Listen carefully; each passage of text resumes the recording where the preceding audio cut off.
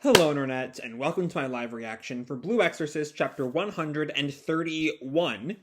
When we last left our heroes, we checked in on Shiemi for the first time in a good long while.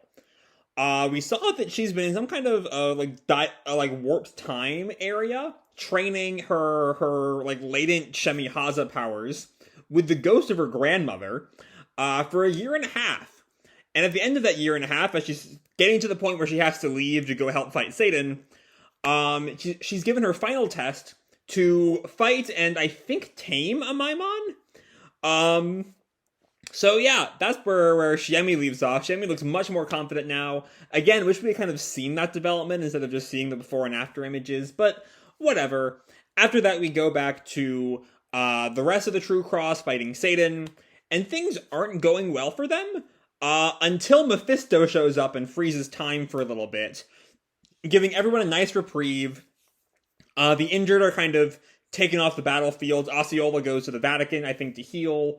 But after Yukio tries to apologize for being the one responsible for everything, Lightning removes the blame from Yukio, takes it on the entire adult generation. And as Yukio was like, damn, I really am just a little kid, Ren stops his inner monologue to announce that it's time for everyone to kick Satan's ass. A rallying cry that Mephisto himself even picks up.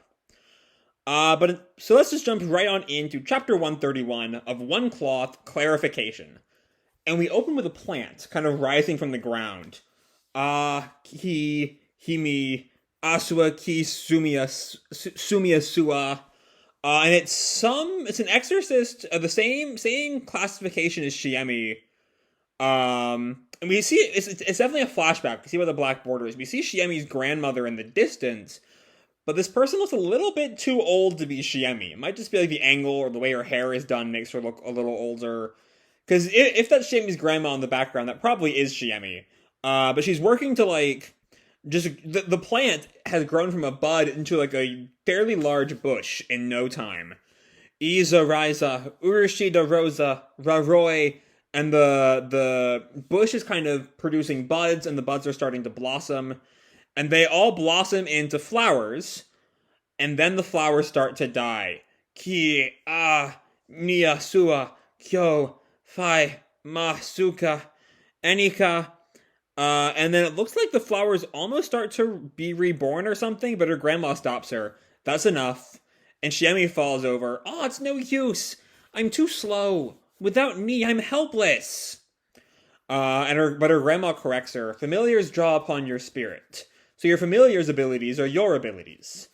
And Shiemi counters, but I can't do anything alone. And her grandma smiles. Why do you think that is? Why? Because I'm behind in everything. I can't do it like everyone else. So we're seeing a lot of the sort of self-defeating tendencies in Shiemi, which we haven't seen in a while because Shiemi has kind of been, with the exception of her a couple of chapters in the middle of SSC, has not done much in the bulk of the triple digits of this manga. It's been a long time that Shiemi was super relevant. But her grandma responds, and why is that? And Shiemi just thinks, why? Just because. And then we flash back to the present, as we're pretty much right where we left off in that storyline, as Amaimon sort of earthquake crack is approaching Shiemi. But this time, and she summons Ni again. Ni! And Ni spawns roots from his feet, I think, to kind of plug up the crack. And Amaimon looks at her, and then I think produces this cluster of crystal to attack Ni from the ground. Nya, nya, Ni! And then the crack continues to chase after Shiemi. But while she's running away from that, she's then grabbed by Amaimon's giant hand. Ah! And Amaimon just picks her up. You acted tough, but you're actually weak. Aww. And then he starts to crack. I think he's trying to snap her bones. We hear the snap sound effects. But all during that, Shiemi is chanting Garai Garo, Ashidaro, Oaki Asua. And Amaimon just taunts her. Do you think straining will make it work? Remember this? And he points up to her, like, his finger. Once a Chuchi has invaded you, the stimulus imprinted on your nervous system makes subsequent hypnosis easy. I originally tried it on Rino Kumara. It's powerful magic. Oh, it's the same thing he did to her way back when Rin first revealed his identity. That's a deep cut callback. And so he hypnotizes her, and she kind of slumps over. On you, it works like a charm. And it just drops her on the ground, and Shiemi thinks, no. And Amaimon just taunts. That was quick. I'm always so useless. And Amaimon continues, kneel before me. No, I'm not giving up. And she, like, trembles as she sits up. Huh? Oh, no, the hunt, I think, responds to Amaimon's line here. Oh, hey, I just remember your childhood, and you haven't changed a bit. Which makes Shiemi and me, huh? You're a failure. And he's, like, picked her up by the hair now. What? Forget about spirit power. What's he talking about? You're weak in body and spirit.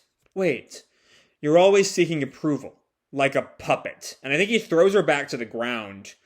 You are defective. And she starts to have a flashback of a memory. Is this okay? And it's your fault you're like this. Okay. A memory? And so in the flashback, she keeps saying okay, as someone kind of holds her head. And then we see an image of plants, and then someone lying on the ground bloodied. That might be, no, Shiemi's too young for that to be your grandmother. And then that might be the Grigori Society guy. Maybe. We can only see, like, a tuft of his hair and his mouth and chin. But he's also kind of covered in blood. But, like, in a much more that's someone else's blood kind of way. And then we look again at the hand, still covered in blood. Is this a memory? Now, smile. And this is in the flashback, apparently. Or that's a Maimon, or that the person there is a former body of a Amaimon. And this is like a bit of a flashback and present timeline merging, as both flashback Amaimon and current Amaimon say now smile or something. Maybe. I don't know. I have no idea what's going on here. And then flashback Shiemi, okay, uncle. And she just grins, kind of ignoring the dead body on the ground. And we're back in the present. Shiemi thinks, no. And Amaimon is just looking at her still. You don't make a very good bride either. You may be next in the line of succession, but you'll always be a servant. And Shiemi just thinks that she tries to, like, push through her hypnosis. No. You're only fit to be a puppet. And we flash back again to her younger self, blindly parroting the uncle character. Okay. And then in the present, she thinks, I am done dancing on strings. And she snaps out and grabs Amaimon's arm. That's a queen right there. Grabs him, and just, like, throws him onto the ground. Holy shit, Shiemi. King of Earth Amaimon. According to your contract of old with Shemi Haza, you are to be... Yeah, sorry. I kind of was seeing if there's anything else to look at there before I went on. And then I kind of lost the momentum. You are to be my servant. And we see she's, like, breathing heavy, just, like, exhausted, breaking free of the hypnosis, and asserting herself. And Amaimon reacts, no way. Why? And the vines start to cover him. So you kneel before me. And I like that we even see Shiemi from Amaimon's point of view there. She's, like, upside down. As Amaimon kind of panics. And he gets up and he does kneel. Shiemi wins. As Shiemi thinks, I have forgotten something important. But, and she flashes back to what I think was her grandmother's last words last chapter. I'm sure you'll be okay. And she looks off. Now, let's go help the others. Speaking of, time to come back to the Satan fights. Anyway, Mephisto, we see, like, a bunch of, maybe these are dead demons? Or is this, like, the frozen horde? Because they're in stop time. Mephisto turns to the troops, specifically Shemi Haza and the Grigori Guard. Now that Shiemi, the apparent successor to the title or role of Shemi Haza. The exact details of what that means, I think, have not really been explained yet. But I'm curious if Shiemi's arrival will come with like a replacement of Shemi Haza. Because she is the new Shemi Haza, whatever exactly that means. Anyway, Mephisto calls out to the group, 3 minutes left, the suppression force already knows what's what, but lightning will explain again, and then he just like poofs away, I think. Anyway, it's like this. So I think that's still Mephisto's line because of the star there. And then I think this is lightning. Something has changed, so listen up. We have this whole like diorama. We have... I'm going to try to piece through all of this. On our side, we have... So there's the Emperor of Creation, Shemi Haza, in her little bubble. The Exorcists all behind her.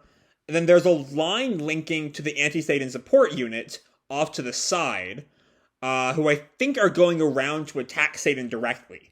Because there's the Earth... I think these troops, Earth Battalion, Fire Battalion, Water Battalion, are our side. And the Water Battalion are going to fight Iblis, Fire to fight Astaroth, Earth to fight Aegon. I think that's Mephisto going to fight Lucifer, which is it's a sensible, at least for Earth, Fire, and Water, matchup of elements.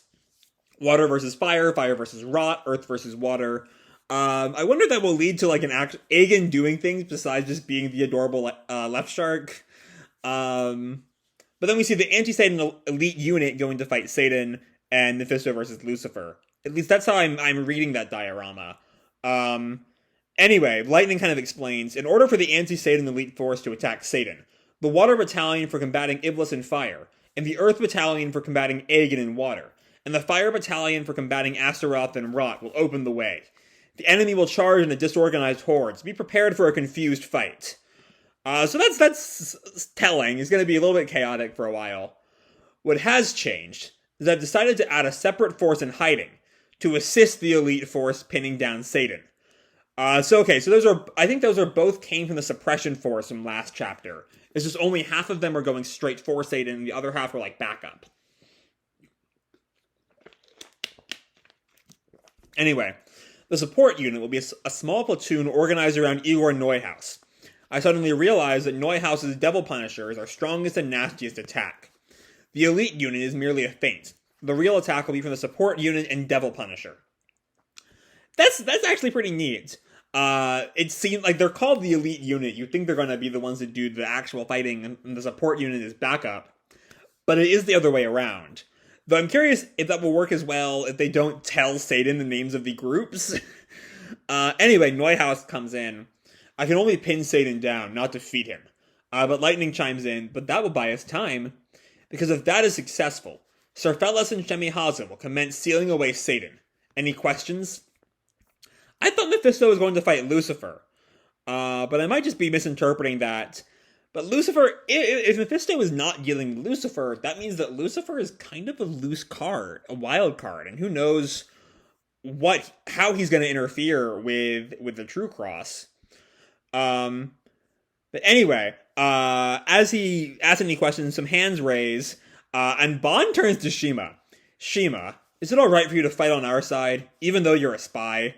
Gak! And Konako looks at him. Gak isn't an answer. Are you really a spy? Yeah, I think, like, if they mean for this to be the final battle, this is kind of the time for Shima to reveal what side he's truly on. I've said in the past many times that I do believe that Shima is in the end pro-Illuminati. That's how I've kind of taken some past lines. Though Of One Cloth has kind of pushed hard on the argument that he is True Cross through and through. So I'm curious what exactly Kato plans to do with him in the end. Anyway, Izumo just like grabs him. It's fine with me if you're the enemy. Wow, so much animosity. And then Shima then turns to the rest of the group, trying to have this big heroic moment. I'm basically on the side of the Knights of the True Cross, so I'll fight alongside you. That's obvious, right? And everyone just kind of looks at him. The look Bond gives him is just one of just complete disgust. Oh, That's your reaction? And Izumo looks at him. Yes, of course. And Rin apparently was the one who had the earlier "Are you a spy?" line that I thought was Konako. But it's just like, seriously, are you a spy? And Bon asks him, can you save face with the Illuminati? And you're worried about that too, Bon? So what I'm curious though is that if they plan for this to be the final battle, why would it matter if Shima can save face with the Illuminati? Like, this is the end. This is the point where, if they succeed here, the Illuminati loses. That's game over. But maybe they're not necessarily assuming the Illuminati will lose, because, they might not. The battle might continue after this. That's more what they're worried about here. I'm not really sure. Anyway, Shima just shoots him a thumbs up. I bet you think I can't, but I totally will. Okay, fine. Then we all fight as one again. And then Yukio kind of adjusts his glasses. But where's Shiemi? And I think that's Rin. Oh, right. And Yukio, who's apparently been noticing how... Oh, because Izumo, jolts at that. And Yukio's apparently been realizing that Izumo's been a little suspicious whenever Shiemi's brought up. Kamaki, is there something you still haven't told us about Shiemi? And Ren asked her, what is it? Fine, I'll tell you. Some people took her away. What? Everyone reacts. Bon except who? Izumo points. I think it was them. They said they were the Grigori Sedes. Was that the word they used? I thought it was the Grigori Society or something. Though maybe it's a translation change or something. Either way, she isn't at their agency, but I did see them take her away. And Shima's kind of stunned there, as Rin kind of questioningly asks, well, why would they do that? She said, thanks for everything, and I don't know what's become of her since. Hold on a second, and Yukio pauses for a minute, and then we hear this wah sound effect. And everyone reacts, whoa, it's the Angelic Legion! And it's Arthur, who is back? I forget, where was the last time you saw Arthur? I know he was somehow tied up with that guy from the Grigori Society, but I don't know what became of him after that. Either way, he showed up, sword in hand, ready to fight. Ha ha ha ha! Now that Arthur August Angel is here, there is nothing to fear. Oh, right, the last thing we saw about Arthur was the setup that he was one of the demon clones, right? Wasn't that what was going on with him? And Lightning's reaction there of stunned surprise that Arthur is here kind of implies that's where the story is going. And Lightning runs up to him. Angel! Sorry to keep you waiting, Lightning. I only asked for the Legion. You can command from a desk in the Vatican while sipping wine and gobbling chocolates. The Paladin will now depart. Oh, so it's more like he's the head of the Exorcists. He should not be here for this. He needs to be a commander. But Angel just reacts, what? Someone else can command from a desk. My brother arranged it. And Lightning, your brother. And Angel just sort of blows past him. This is a fight against Satan, and I'm going to be in it. And okay, so someone seems to be talking from the void. You're so strange. What? The King of Light is here too. Don't you understand that being in the same place is dangerous? You're Lucifer's... So I don't know why, because it's clearly Lightning, going by the next panel. As Arthur, draws his blade on Lightning. One more word and you'll pay for it. Though, yeah, if Lucifer's body is collapsing, I could definitely see Lucifer hopping consciousness over to Arthur's body. The question, though, is why is Lightning just not drawn at the top of page 26? Because, in the past, we've had, Kato occasionally have clearly, rough sketches instead of panels, when I guess she just, runs out of time before chapters drops. But here, we've never seen her just, not draw a character before, so I'm curious if that means anything. I don't know, maybe Arthur is just so desperate to not accept the fact that he's a Lucifer clone that, he blots out Lightning when he starts to talk about that. Anyway, Osceola shows up. Was apparently not at the Vatican. Stand down. You fools are damaging morale with your bickering. Osceola, why are you... And Osceola just tells him I can remove my limiter in battle, so I'm fine. But Lightning counters, I wouldn't call that fine. Lewin, this is a battle to save the world. It would be cruel to keep a warrior out of it. And that includes me. And Lightning sort of pouts there. Anyway, there's no time for butting heads. And Mephisto then calls down from the magic stopwatch. The enemy will charge in 60 seconds. So are you ready? And Lightning responds, understood. I hereby assign the following for the elite force. Excuse me. First, there's me. Then Beelzebub. Osceola Redarm. Hold on, here it is again. Because before that line is actually this other line. Now that you're using us, you're merciless. And all of that is pointing to a blank space. What is going on there? Like, that's the second time in, 3 pages that Lightning just isn't drawn. It's weird. And, those times, no one else... For most of that page, no one else was drawn. And there's this, sort of haze special effect. So maybe that's tied to anything. But then here we have all of the other Exorcists, with a surprising amount of detail going on with those individual Exorcists. I don't know if it's just a question of running out of time. Why doesn't Kato just scrub out some random Exorcist in the background and focus that energy on drawing Lightning? So what the fuck is going on with Lightning? Why is he disappearing? I can't even imagine what it could mean. It clearly has to mean something, right? But I don't know what. God, I got no fucking clue. I got no fucking clue where you're going with this, Kato.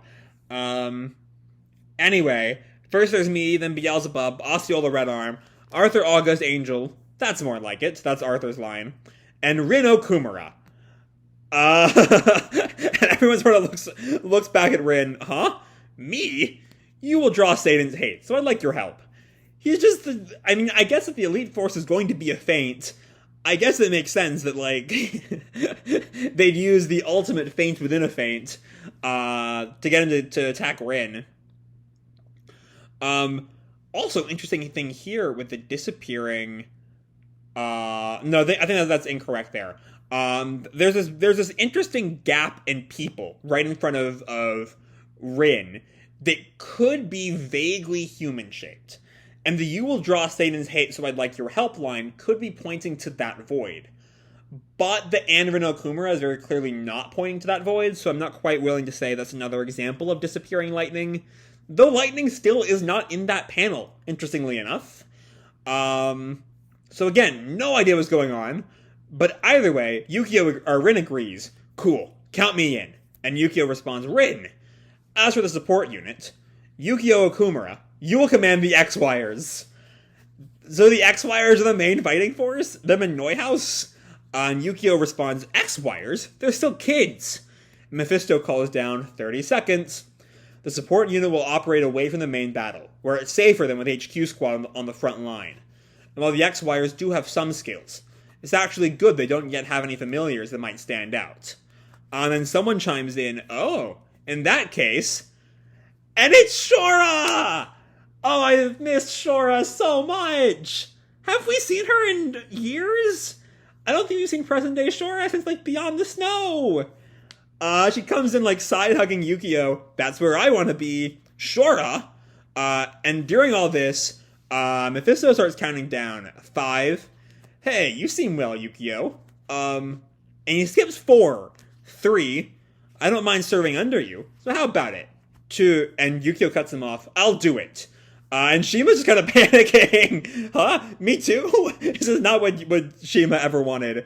But Yukio and Bond then say in unison, please let me do it. Oh, and Kamiki too. And also maybe Konako? Not Shima, because Shima does not want to do this. 1. Alright, here it comes. And that lightning flash that Mephisto paused last chapter comes down. Gah, what's this? Special anti-demon armor? And so all the a bunch of random exorcists get this anti-demon armor, I guess. Incredible. This is divine protection from Shiemi Haza. And Shiemi Haza, we see chanting, Kihik I Hiki Hiyami, Nia Sureyasu Ryavu, Koara Kihihihihi. And Satan is just sort of watching confused. What is that? He sees like the barrier that Shiemi Haza is crafting. What happened? Mephisto just stands there. And Satan snarls, "Exorcists, the humans' dogs." Mephisto responds, "Long time no see, father." And Satan, now back in the particular font he used during SSC, "Hee ha ha, ha ha ha, you ready for this? Exorcists!" And we end with both sides sort of staring each other down. Next chapter hits July 1st. Okay, this was a fun chapter. The last bit of preparation before the final battle, we open with Shiemi. I think about half the chapter goes to Shiemi. And it's her, crowning moment of achieving her destiny, her fate, or whatever. As she manages to bring Amaimon literally to his knees, kneeling before her, as his master. And that's great, great to see Shiemi take charge. My complaint from last chapter still stands that I wish we had seen this, seen the progression of scared Shiemi to, confident the next Shiemi Haza Shiemi. But I wish we'd seen that instead of like the before and after that we got. But it's still great to finally see it. And that flashback is super interesting. I have no idea what's going on there. The uncle figure, I'm guessing, is not a Amaimon, like I kind of hypothesized. I think it's more likely, I forget his name, Arthur's brother, the guy who brought Shiemi here in the first place. I think it starts with a J. You know who I mean. The guy who's responsible for Shiemi being here in the first place. Which leads to an interesting thing. Because he's clearly being portrayed as not trustworthy. He has never been portrayed as trustworthy. And so all of this time, Shiemi has been doing what he wanted. And it's framed as a good thing. Like, clearly, Shiemi taking charge of herself is a good thing. But her charge on pages 12 and 13, "I am done dancing on strings," her declaration there, right? Is she not just dancing on the strings of the Grigori Society? Like, what is the difference? Maybe this is her saying that not only is she going to fight Amaimon, she's going to fight that guy too. If her memories are coming back and she knows that he's responsible for this murder or whatever, or maybe she's responsible for it. It's really unclear. I don't know. There's a lot going on there. And I mean, there's been signs in the past couple of chapters that we're nearing the end. This is like the final battle with Satan. But I do think if this is the end, we need to see what the fuck is going on with Shiemi. Because there's some mystery that's like almost been hinted at, but it's still just sort of in a teasing state. Though also I did see notes that last chapter, for big proponents of the time loop theory, which I'm not opposed to, but never really seen the evidence for. Last chapter's Mephisto line about not wanting to kill Satan because that will warp the world is seen as like, this is another failure in the time loop. But again, I really don't quite grasp the intricacies of time loop theory. If anyone does, please feel free to like explain it to me, because I just don't know where it comes from. Anyway, we then cut to the actual battle, the fight with Satan. And it's largely just preparation. We see the sort of simple, like, Pokemon-type logic of what battalions fight which Demon Kings.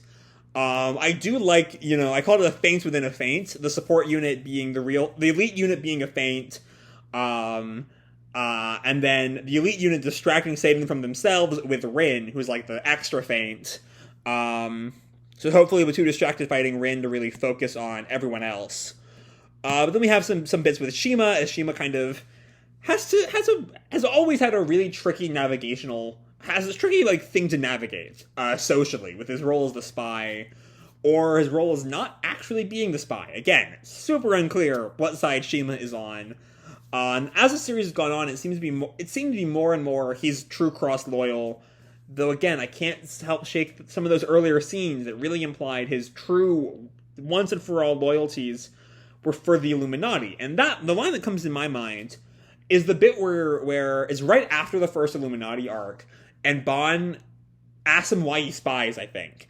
And he responds to it like it says that it's fun. And then he has that sort of clandestine meeting with Homare, and as he leaves, he thinks to himself, sorry, Bond, I'm gonna have fun a little bit longer.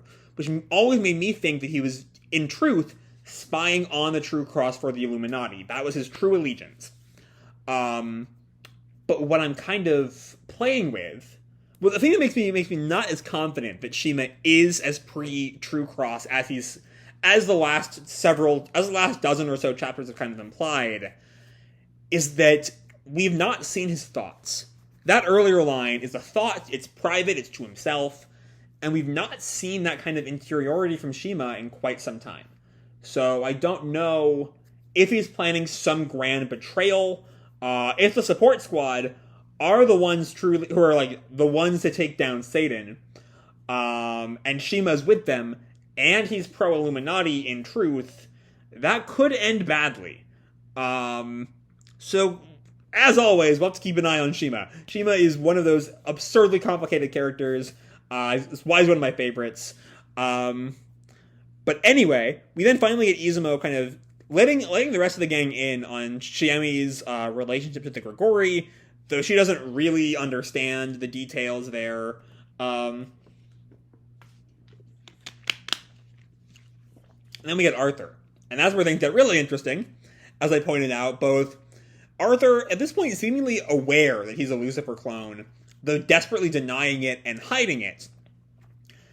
And also, there's, again, this recurring theme of lightning vanishing.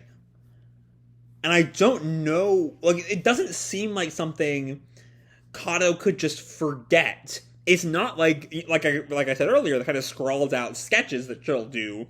If she, like, I guess didn't finish a panel in time, we'll at least have that. It's just the panel is seemingly done, but lightning isn't there, and I don't get it.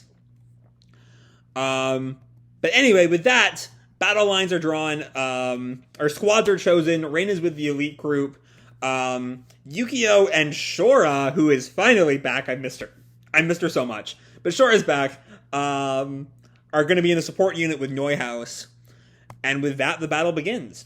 So, this is it, folks. This is perhaps the final battle. Again, time loop theory could get confirmed. I don't exactly know how that would work because I'm not into time loop theory. But it's time for the Exorcist to bring the fight to Satan and hopefully save the world, or maybe warp it beyond recognition, as Mephisto frets last month.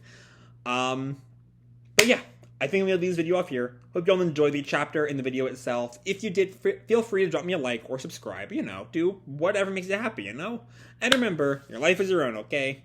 Bye!